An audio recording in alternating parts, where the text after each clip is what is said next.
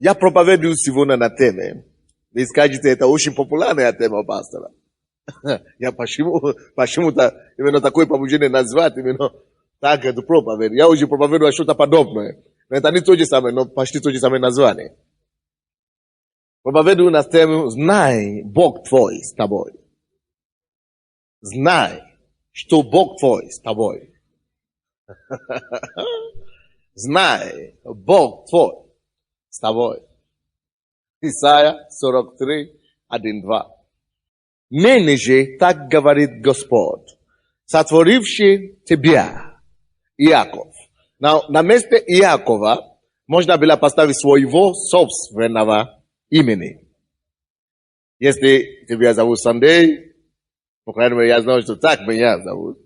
Я мог бы здесь написать, ныне же так говорит Господь, сотворивший тебя Сандей, и устроивший тебя Адилажа, как фамилия. Не бойся, ибо я искупил, Бог говорит, не бойся. Поэтому я не боюсь. Не бойся, ибо я искупил тебя, назвал тебя по имени твоему. Ты мой. Ты мой. Скажи самому себе, я Божий. Я Божий ребенок. Поэтому я не боюсь. Второй стих говорит, будешь ли переходить через воду? В воде я с тобой. Через реки ли? Они не потопят тебя. Пойдешь ли через огонь? Не обожжешься. И пламя не опалит тебя. Братья, удивительное помазание исцеления сегодня здесь. Я не знаю, если это человек здесь в зале или нет в зале. У меня такое впечатление, что у вас не просто горло болит, но у меня такое впечатление, что у вас либо была сделана операция, или что-то, что у вас дырка горла. Что у вас как дырка в горло. Или вы знаете такого человека, у кого это положение. Господь, я прошу, чтобы ты прикоснулся к этому человеку, где бы он ни был. Сделаешь особое чудо для него. Восстанови это горло полностью. Я прошу об этом именем твоего Сына Иисуса. Аминь. Второй стих говорит, будешь ли переходить через воды, я с тобой, через реки ли, они не потопят тебя. Пойдешь ли через огонь, не обожжешься, и пламя не опалит тебя. Братья и сестры, я просто хочу поговорить с вами сегодня, как старший брат в Господе. Я знаю, что я как дети ваши духовно, физически, но как старший брат в Боге. Давайте вспомним, кого мы уверовали. Давайте вспомним, что есть Бог на небе. Давайте вспомним, что этот Бог, кого мы уверовали, сильнее всех. От Него все зависит, и все зависят. И я хочу, чтобы ты знал, чтобы вы знали, что Бог знает вас лично. Дорогой брат, дорогая сестра, посмотрите на себя. И поймите то, что я говорю, и поймите, что это правда. Да, Бог не может лгать. Это написано в Библии. Слушай, посмотри на себя. Бог знает тебя лично. Как же ему тебя не знать, когда он тебя сотворил? Как же мама не знает своего сына? Как же отец не знает свою дочку? Ты не чужд. Абсолютно. Ты не чужд Богу. Относи эти слова к самому себе. Я говорю каждому, кто здесь присутствующий, ты лично, как ты есть, такой, как ты есть. Ты не чужд Богу. Но Бог не просто знает тебя как один из существующих на свете. Но Бог тебя знает по имени. Слушай. Бог не просто знает тебя по имени. Слушай. О, Гад. Братья, Он заинтересован лично в тебе. Вы знаете, что чтобы заинтересоваться в кого-то, если вы девушки, это вам более привычно. или женщины, когда-то кто-то заинтересовался у вас. Вы вспомнили, как они охотились за вами? Значит, он заинтересовался. Или, может быть, мальчики тоже. Кто-то когда-то заинтересовался у вас. Помните, как они относились к вам хорошо? Братья, это просто как аналогия. Я имею в виду Бог.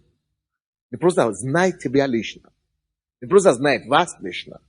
Бог заинтересован в вас. Братья, его интерес в вас. Не чтобы пользоваться вас. Не чтобы использовать вас, как люди в миру. Мы заинтересуемся в кого-то, когда мы можем их использовать. Слушай, Бог, который на небе, который сотворил все небо и землю, который важнее президента Клинтона, который важнее любого другого президента, который важнее любого человека на свете, заинтересован в тебе. Он знает тебя по имени. И слушай, его отношения с тобой не просто контрактное отношение. Его отношения с тобой любовное отношение. Наша проблема в том, что мы не доверяемся ему в этом. Наша проблема в том, что мы не совсем доверяем ему, как мы доверяем порой кое-кому или кому угодно. Иногда мы доверяем больше друзьям, чем Бога. Иногда мы доверяем больше супругам, чем вседержителям. Иногда мы доверяем больше родителям или отцам, или детям, больше, чем Творца. Просто поверь в это. Просто поверь в это.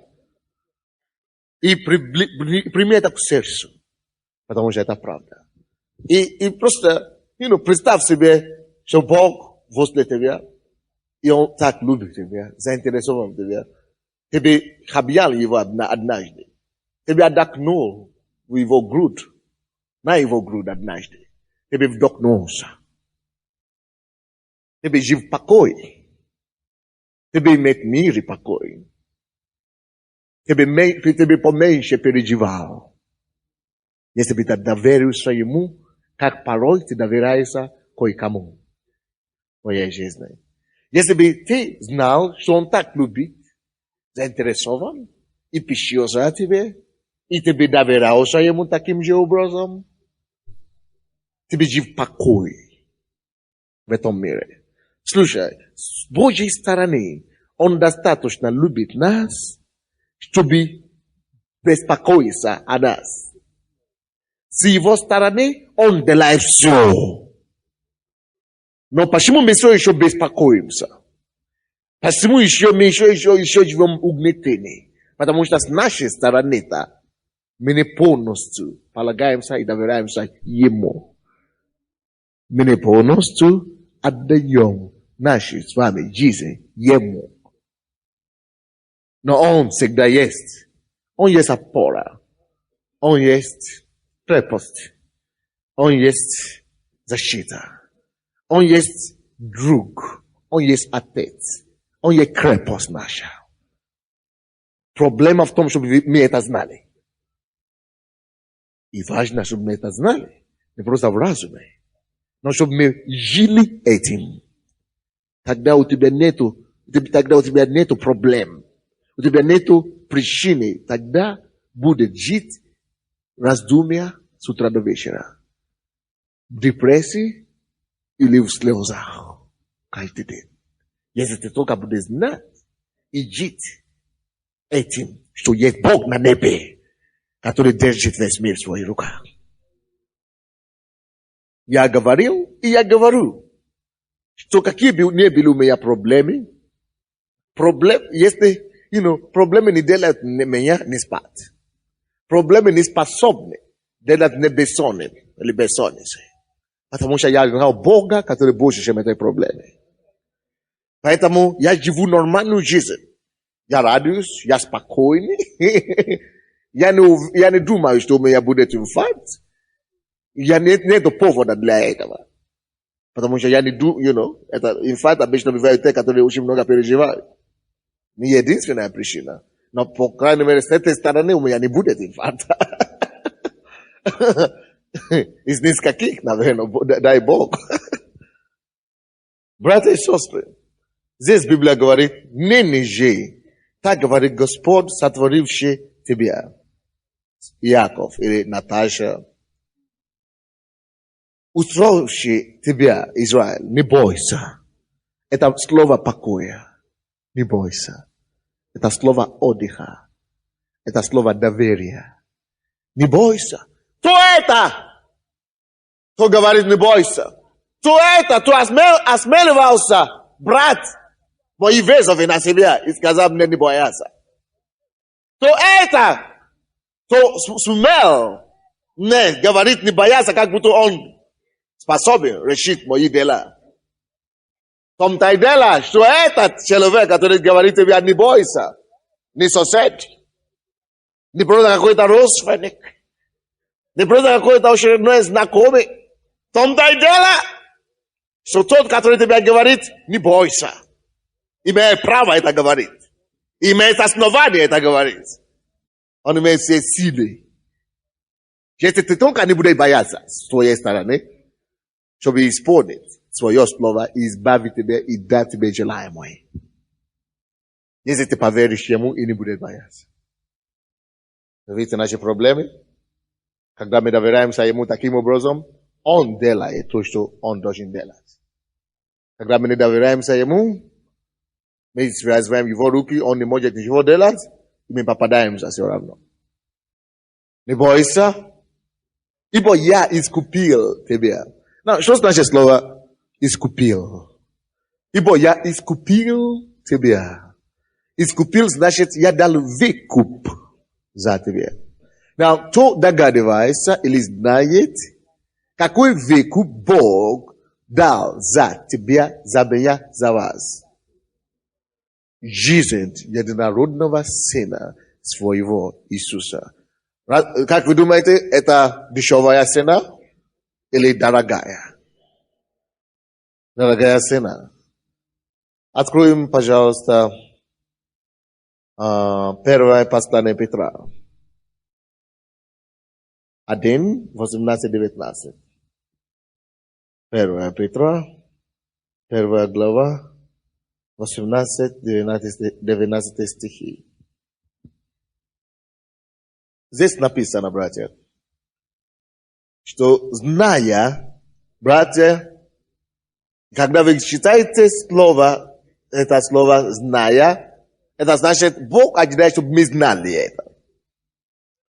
Бог ожидает, чтобы мы всегда знали, держали знания об этом при себе. Что же Бог ожидает, чтобы мы знали? Зная, что нетленным серебром или золотом искуплены вы.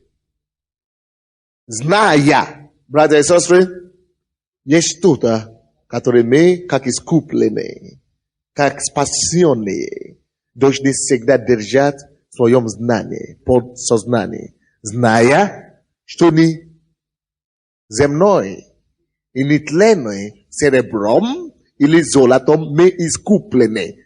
Бог ожидает, чтобы мы всегда что? Знали. Чтобы мы всегда держали знание об этом в своем памяти. Я искуплен. И не просто какой-то ценой. Я искуплен, поэтому я не могу себе позволить гулять. Я искуплен от алкоголя, поэтому я не могу себе позволить вернуться к алкоголизму. Я искуплен от наркотиков, поэтому я не могу себе позволить вернуться к наркотикам. Я искуплен от распутства.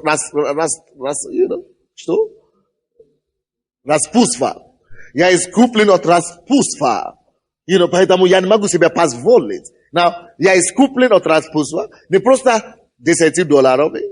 Я искуплен от распутства. Не только, золотом или серебром. Я искуплен от распутства, от греха.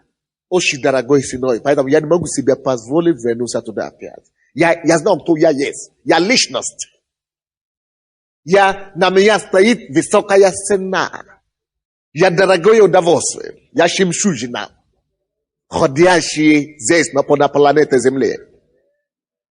Я не имею в виду Sunday. Я имею в виду вы, я.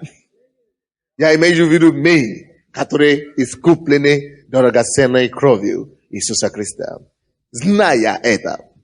Братья и сестры, почему люди поканчивают... Вы знаете, я слышал за 2 недели 2 случая, когда люди покончили с самим собой, которые были христианами. Но почему мы, христиане, не поканчиваем жизнь самоубийством? Почему мы не только не поканчиваем жизнь самоубийством, но почему мы даже не грешим? Потому что мы не унижаем цену, которой мы были искуплены.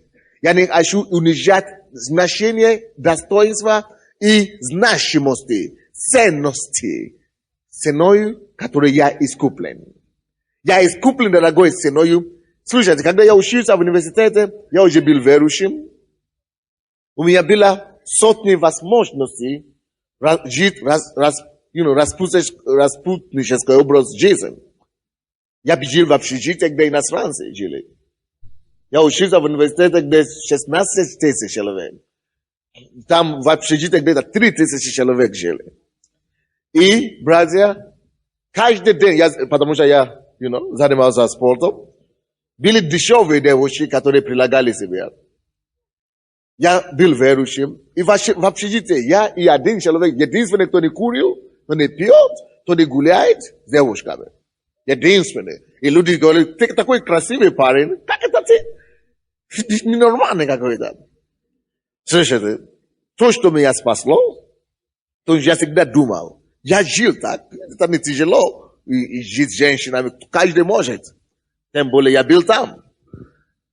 Но теперь я был плохим, я знаю это. Теперь я искуплен. Я всегда им говорю, вы знаете, не потому что я такой особенный, но на меня большая цена. Вы недостойны, ни один из вас недостойный. Я не могу поэтому жениться на неверующую. Слишком дешевое. Извините. Я не могу поэтому позволить себе делать некоторые вещи. Слишком дешевые. Я не могу себе позволить пить пиво или вино. Слишком дешевые. На меня стоит цена искупления. Кровь, которая есть кровь человека, самого святого, единственного праведника, который когда-то ходил на этой земле. Но это кровь, это была цена, которая искупила меня от распутства. Это есть цена, которая искупила меня от греха. Я не могу себе позволить вернуться к этому. Слишком, это значит, я слишком низко падаю. Я человек, который был там, но я искуплен и поставлен высоко. Я человек не просто высокого уровня, я человек высокой жизни, высокого достоинства. Я не человек низкого, рейтинга. Я не знаю, какое слово. Я человек, высокий человек. И это вы тоже. Потому что на вас стоит большая цена. И не важно, кто хочет сравниться с вами. Потому что вы искуплены, вы есть кто-то. Слушай, тебя знают здесь, не только на земле. Ты говоришь, меня никто не знает, только соседи. Слушай, тебя знает все небо, все ангелы, даже ад знает тебя.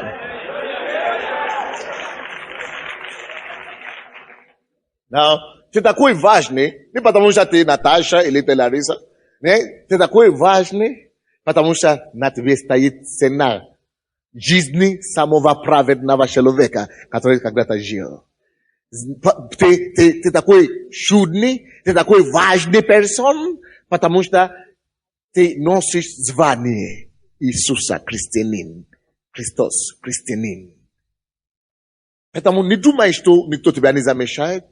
Не думай, что никто не видит твои слезы.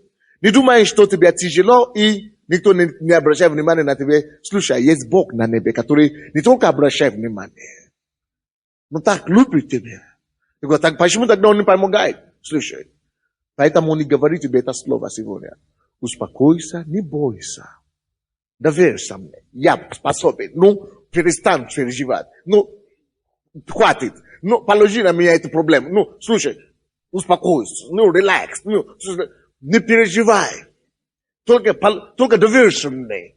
А потом оставь мне эти проблемы. Ты что, просто живи нормально. Успокойся. Когда мы сможем это достичь и сделать, тогда этим самым мы высвобождаем его силу помочь нам. Но когда мы не можем до конца довериться так, мы мешаем ему двигаться вперед и помочь нам. Мы стоим ему на дорогу. Доверься Богу. Он заинтересован в тебе. Он заинтересован в тебе. Он заинтересован в тебе. Слушай, ты важна для неба. На самом деле. Ты говоришь, я не верю в это. Ты не веришь в это только потому, что собственный муж тебя избивает. Ты не веришь в это только потому, что сами родственники тебя даже не признают. Ты не веришь в это только потому, что никто тебя не считает ни за кто. Но поверь в этом, хотя бы ради того, что Бог это говорит. Я думаю, что мы с вами знаем, что Бог не может лгать. Я думаю, мы с вами знаем, что Бог не может обманывать. Если Он это говорит, я бы хотел поверить, что это правда. Что Он на самом деле любит вас и заинтересован в вас. Слушай, мне хотелось обнять Его. И ты можешь это делать всегда в твоей тайной комнате, когда ты один с Ним. Ты можешь общаться с Ним, ты можешь любить Его и выразить Ему, как ты Его любишь, как ты обожаешь Его. И сказать Ему, Господь, я действительно верю в Тебя, я полагаюсь на Тебя. И ты увидишь, что Он исполнит желание твоего сердца. Не тленным серебром вы искуплены, или золотом от суетной жизни. У всех нас была суетная жизнь, но Бог желает, чтобы мы были искуплены от зависимости. Кто-то сказал, у меня нет зависимости, я никогда не пил, и тем более колоться. Слушай, в миру у каждого есть своя суетная жизнь. Может быть, ты не был зависимый от химикатов, но, возможно, ты был зависимый от работы. Или от, даже безобидной такой, товарищеский, какие-то, пустых общений. У всех была своя суетная жизнь. Так что перестань ругать наркоманов, а ты сам курящий. Таким же образом, как ты стал зависимым от курения, так же легко ты можешь стать зависимым и от алкоголя, и от наркотиков. Так что успокойся. Только кровь Иисуса способна всех нас искупить заодно и омыть. Если вы уже искуплены, мы искуплены с вами великой ценою. 19 стих говорит, но драгоценной кровью Христа, как непорочного и чистого агнца. Поймите, кто из нас в миру был никогда не порочный и чистый? Мы все порочные, мы все очень нечистые. Единственный, кто когда-то ходил здесь на земле и был чистым, и остался и беспорочным, Христос Иисус. И слушай, если бы на Украине сейчас люди захотят убить самого справедливого, самого чистого человека, послушайте, сколько людей захотят вступать за них. Я смотрю телевизор, я смотрю, сколько людей вступают за Бродского, потому что считаю, что он хороший человек. Но Атья и Бродский все с грехами. Но слушайте, это не... даже посмотрите, сколько из вас вступает за меня. Никто не хочет меня убить, только хотят выгнать. И вы столько все вступаете за меня. О, нет, мы сделаем все, не уходите никуда. Я грешник. И вы все равно вступаете за меня. Слушайте, если бы единственный человек, один единственный, был бы на Украине, жил бы и был бы абсолютно беспорочным. То есть не загрешил, никого не обижал, всем делал добро, то есть как Иисус. Единственное, и все знали, что он такой беспорочный. И все согласились с этим, тем более. Слышите? А потом какие-то люди восстали на него. Как восстали на Иисуса, между прочим. Хотя зная, что он беспорочный, зная, что он чистый, и все равно восставали бы здесь на Украине или в Киеве. Он единственный, который всем помогал. Единственный чистого человека в стране. И все бы, какие-то люди бы восстали на него, чтобы его убить. Посмотрите, сколько бы вы думали бы заступили за него? Вся страна. Правда? Мы бы с вами заступили за него, что нет, нельзя убить этого человека. Он наша надежда, он наш щит, он праведный человек, он чистый человек. Мы бы заступили за него, чтобы его не убили. Правильно? Послушайте, но если бы Бог явился на небо и бы успокоил целого народа, что нет, это я позволяю это, я Бог. Его надобно убить, распять, чтобы вам получить искупление, освобождение и прощение. Только поэтому позвольте им убить его. Если он не умрет, вы все попадете, подвергнете смерти. Поэтому, чтобы весь народ не подвергнулся смерти, вся Украина. Поэтому позвольте этому одному праведному, единственный праведный, который нашелся в вашей стране, позвольте вот ему одному умереть. Если он умрет, то все вы, остальные, весь народ спасется. И его бы убили, похоронили бы, кто бы из вас продолжал бы почитать его?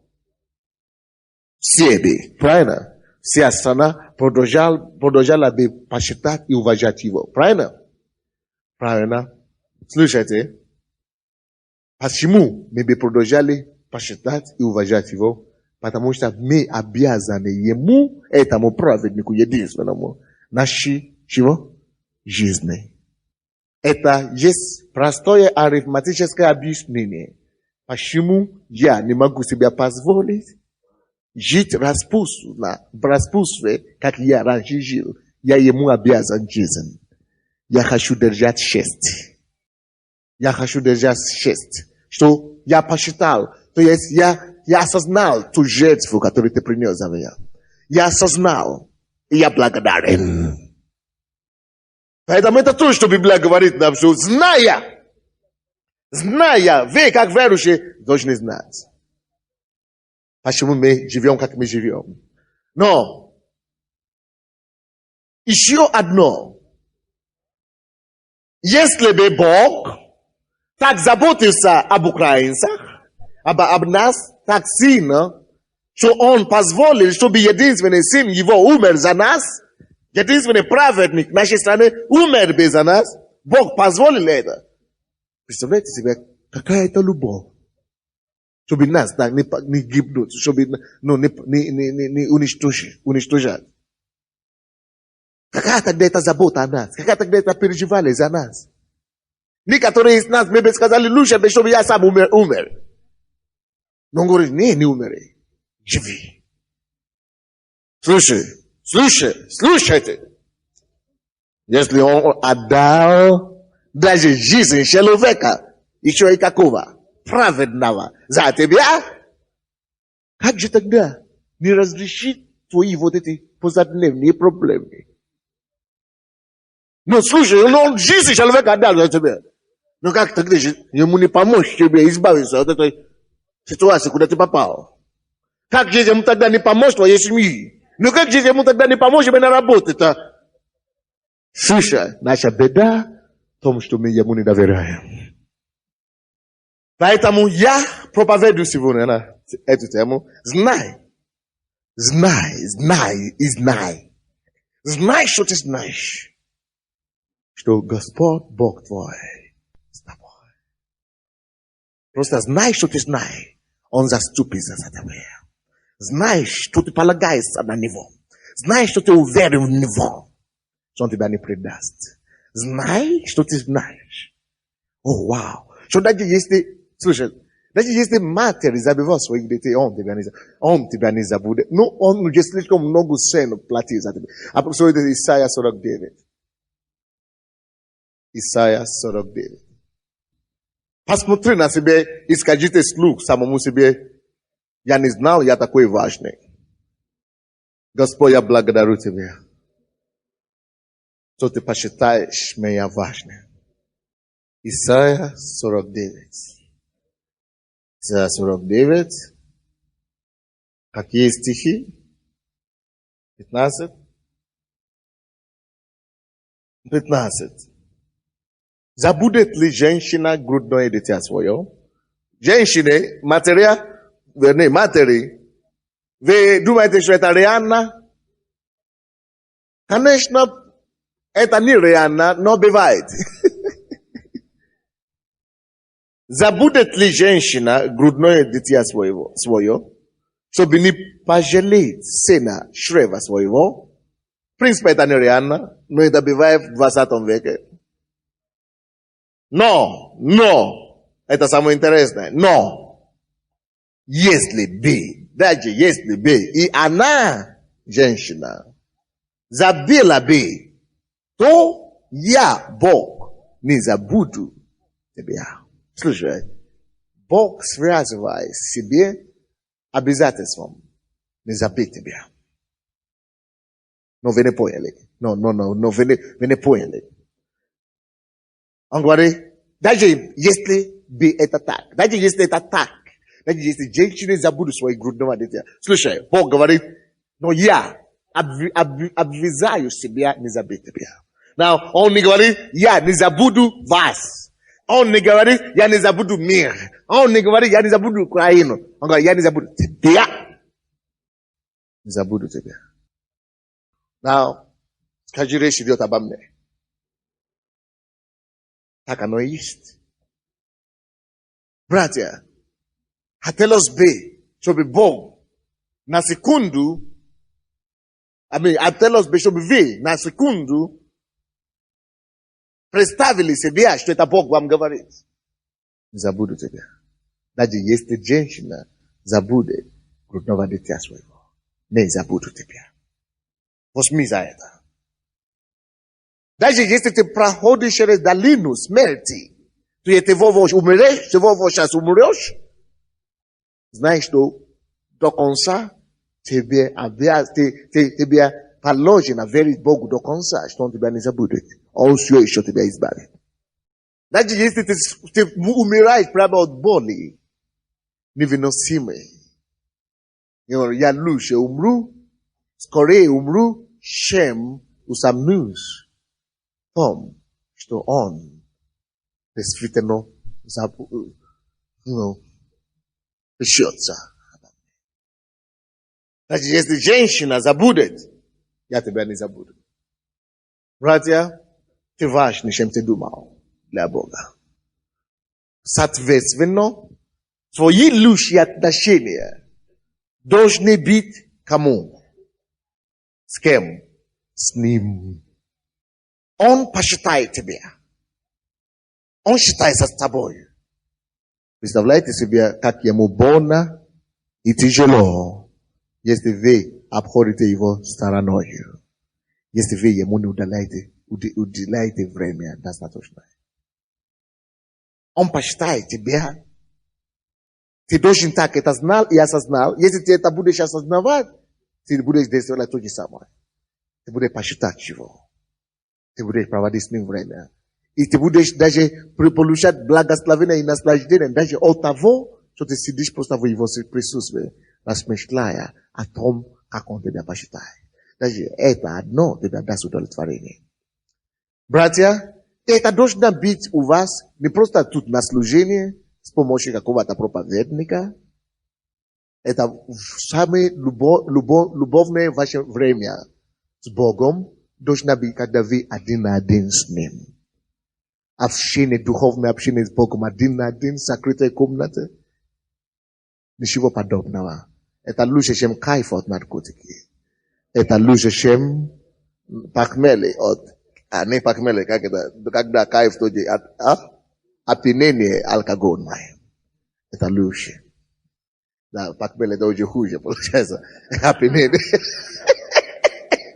Я помню, да. Короче, очень хорошо. Когда ты с Богом, когда ты умеешь находить эту струю, когда ты можешь войти в это, когда ты можешь найти это место покоя, просто полагаясь на него, читая Библию и представляя себе, что Бог тебе говорит. Наслаждение одно. Разве это не красиво? Хочется бить больше с ним. Хочется общаться побольше с ним. Хочется держать его просто за шею и висит как ребенок. Мама. Но может быть не физически, но то есть душевно хотя бы. Разве это не красиво? Посмотрите, как человек, взрослый человек, ликвидатор, что он как он танцевал как ребенок. Разве это не красиво? Он говорит, что у него инвалид. Он говорит, не дали инвалидности до церкви. Он говорит, но теперь я стою перед вами. Как нормально. И даже танцевал украинский народный танец. Фольклор. Разве это не красиво? Поэтому, братья и сестры, слушай, есть Бог на небе, который недалек от тебя здесь на земле. Братья, Он-то знает все об вас, но Он хочет, чтобы вы тоже знали побольше о Нем. Он-то любит вас, но любовь, разве это может быть односторонняя? Если это одностороннее, это не приносит пользу второй половине. Поэтому, если Он любит вас, пока вы не обратите внимание на эту любовь, вы не получите отсюда никакого благословения, никакого этого наслаждения или радости. Еще одно место Писания, можно быстренько? 138. Шалом. 138. Быстренько. 138. Мне, допустим, нравится эту главу. Если бы я был на вашем месте, я бы прочитал его дома. Просто у меня сейчас нет времени, чтобы прочитать до конца. Вы открыли? 138.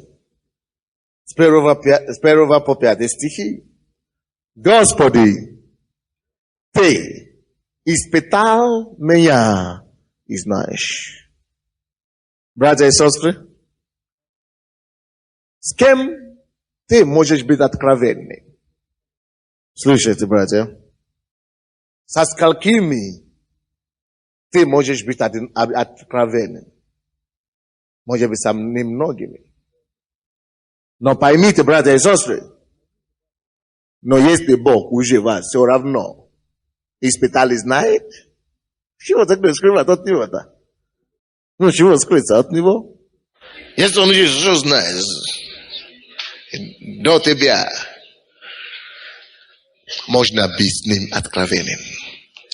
Братья, вы заметили, что те люди, с кем мы откровенны, и с кем мы можем поделить все свои сокровенные тайны, они чаще всего наши самые близкие друзья. Не заметили это, не? По-моему, ты не поделишь все твои сокровенные тайны с незнакомым.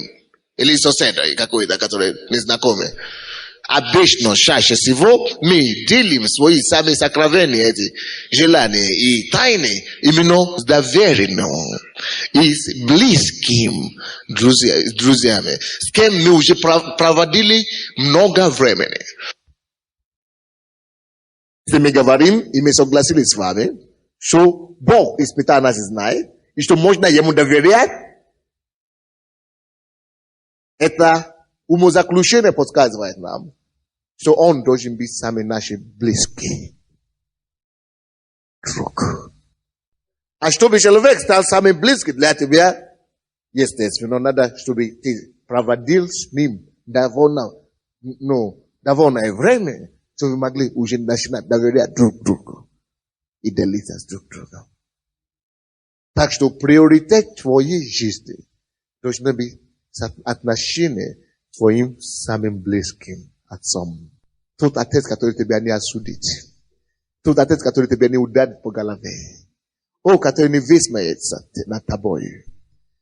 Тот отец, который не расскажет другому. О, Бог, Маша Касая. Ты испытал меня, Боже, ты знаешь. Ты знаешь мои боли. Ты знаешь мои тайные слезы на подушке или под подушком. Ты знаешь мои бессонные ночи. Ты знаешь, Господь, ты видишь мои слезы. Ты видишь, как каждой каплей, Господь. Ты испытал меня и знаешь. Поэтому люблю проводить с тобой время. Поэтому люблю виситься у тебя на плечо. Поэтому люблю рассказать только о тебе. Поэтому люблю единяться с тобой. Знай, Бог твой с тобой. Воспользуйся этой случаем. Воспользуйся этой привилегией. Он с тобой. Воспользуйся этим. Вы послушай ему. Читай его слово. Общайся с ним. Рассказывай ему. Слушай его. Через слово. И ты поймешь, что намного легче жить с ним, чем без него. И ты еще даже поймешь, что намного легче жить, познавая ближе и глубже его, чем жить с ним, не зная о нем и его. Я думал, если вы возьмете эту кассету, видео или аудио, вы сможете пересмотреть потом, вы много получите, чем то, что вы уже получили сейчас. Потому что вы думаете, что вы все слушали, но вы оставляете себе всего лишь 10% того, что вы слушали сегодня. Господи, ты испытал меня и знаешь. Ты знаешь, когда я сажусь и когда стою. Это слишком подробно, правда? Почему тогда я не смогу с ним общаться, когда я стою? И почему тогда я с ним не могу общаться, когда я сижу? Если он все равно знает рядом. И как ты разумеешь помышления мои издали. Значит, твои помышления знают. То есть, если и мои помышления знают, следовательно, могу молиться и общаться с ним не только громко в церкви, но даже в тихом машине, или в метро, или в автобусе, через мои помышления. Посмотри, какой доступ у тебя к нему. Словно неограниченные возможности. Ни в пространстве, ни во времени. Разве это не чудесно? Твой лучший друг. Твой любящий отец. Разве это не чудесно? Какая привилегия знать его и жить с ним. Иду ли я, отдыхаю ли я? Ты окружаешь меня. Слушай, разве это не чудесно? Кто-нибудь когда-то заскучал или заскучал за своих любимых людей? Может быть, у вас не было когда-то. Но это бывает часто у многих людей. Может быть, у нас тоже с вами. Что бывает такое, что ты влюблен, и либо ты уезжаешь на отдых летом, либо твой любимый человек уезжает вдруг на короткое время. Вы не скучали? Я думаю, мы все скучали. А тут тебе не приходится терять такие минуты важные. То есть он окружает тебя. Отдыхаешь ли ты или идешь? И все пути мои известны тебе. Еще нет слова на языке моем, ты, Господь, уже знаешь его совершенно. Сзади, впереди, ты объемлешь меня и полагаешь на мне руку твою. До того, как я закончу, я вам скажу одно дело. Все то, что я вам рассказывал, это с точки зрения Boga. I это абсолютно 100% правда. Но послушайте, есть другая действительность. Потому что это есть истина, и потому что написано в Библии, то, что там написано, вы видите, ниже, и познаете истину, и истина сделает вас свободными. То, что я сказал вам, это истина. И потому что Бог знает, и дьявол знает, что если вы будете знать эту истину и жить по нему, по ней, слушайте, то вы действительно будете свободными. Поймите, теперь вторая сторона, что делает дьявол. Дьявол теперь, чтобы вы не поверили в том, что есть Бог, который с вами и любит вас, что дьявол делает. Слушайте, это очень важно. Дьявол строит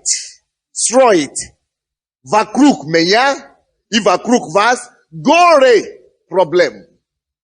Вокруг меня. Горе проблем, чтобы блокировать мое зрение любви Божьей.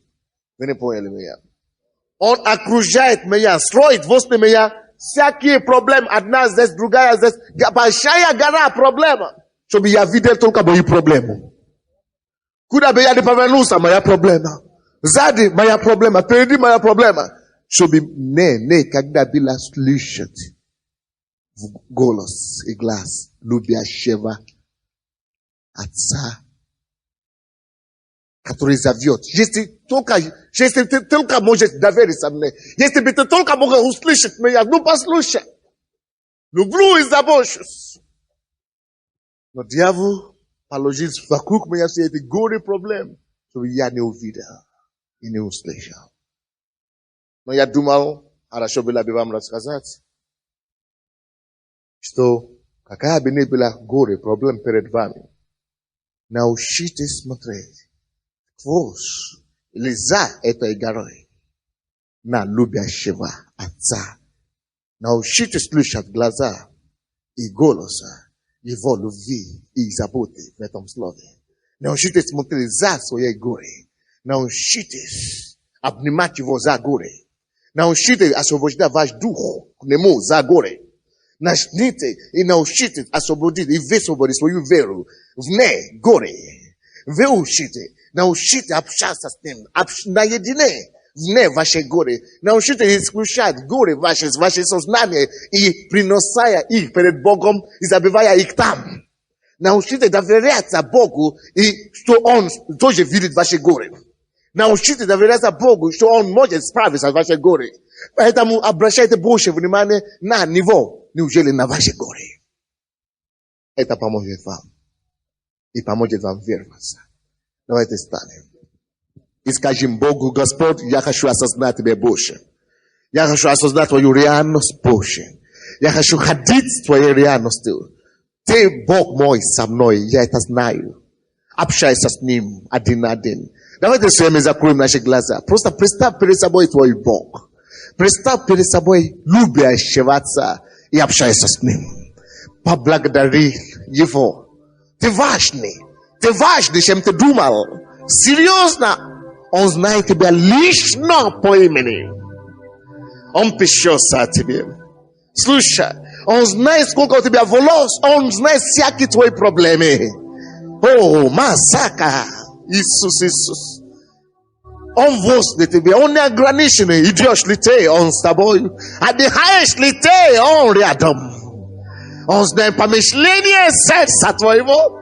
Он знает твои переживания, Он знает твои горе, но Он говорит тебе: доверься мне, я прошу. Доверься мне, я прошу. Ну доверься мне, я могу. Доверься Ему, братья. Доверьтесь Ему, братья. Доверьтесь Ему. Mahalikete hayali halamo hoyo. Boko taya. Ibakaini yaku muru kotibiki kakalara bokuru kutabaria no bakaya. Oh Jesus. Oh Jesus. Oh Jesus. Abokataya. Ubokala yabosi. Brothers, motrites a svoje gore. Zasмотрите за своей ценою. О, смотрите, пусть ваши проблемы на Иисуса. Смотрите за ваши проблемы на Господа. Видите Его помощь. Видите Его рядом. Видите Его, обнимите Его, дайте Ему ваши ситуации. Боже, мы доверяем Тебе. Мы доверяем Тебе, что даже если мама забудет своего грудного дитя, Ты нас не забудешь. Ты нас не забудешь. Ты заботишься обо мне. Ты меня не забудешь, Господь. Ты держишь меня за правую руку. Я верю Тебе, Господь, и благодарен. И Мосака Самури Касая. Давайте каждый поговорит с Богом.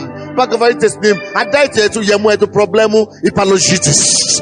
Положитесь. Отдохнитесь в Нем.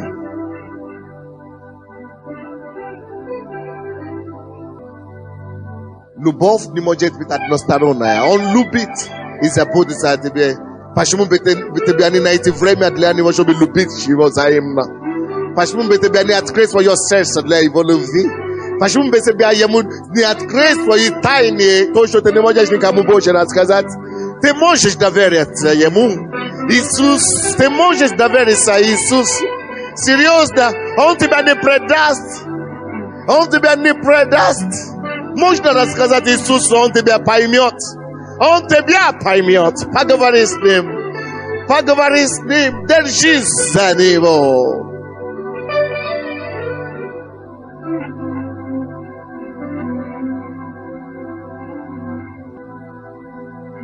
Господь, Ты чудный Бог.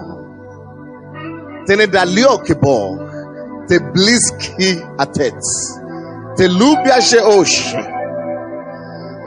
Мы принимаем Твою любовь сегодня. Принимаем Твое слово с доверием.